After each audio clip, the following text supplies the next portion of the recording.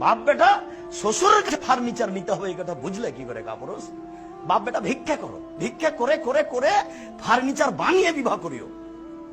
শ্বশুরের কাছে ফার্নিচার নিতে হবে, টাকা নিতে হবে, মোটরসাইকেল নিতে হবে, এটা কি করে বুঝলে?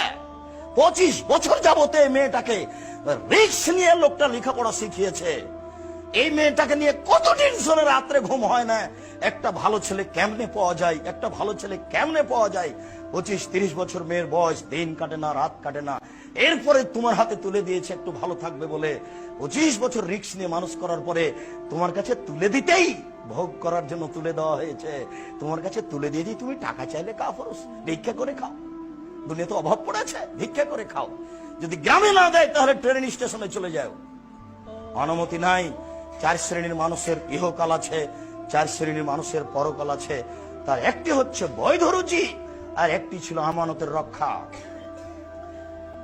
আব্দুল্লাহ ইবনে আমর রাদিয়াল্লাহু তাআলা আনহু বলেন, রাসূল সাল্লাল্লাহু আলাইহি সাল্লামকে জিজ্ঞাসা করা হলো, আইয়ুন নাস আফজাল, আল্লাহ রাসূল মানুষের মধ্যে সবচেয়ে ভালো মানুষ কে? তখন তিনি বললেন, আত্তাকিয়ু ওয়ান নাকিয়ু, স্বচ্ছ পরহেজগার। স্বচ্ছ মানুষ যেই সেই ভালো, পরহেজগার যে সেই ভালো।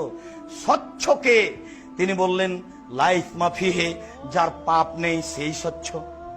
আব্দুর রাজ্জাক সাহেব, পাপ হয় না এমন কি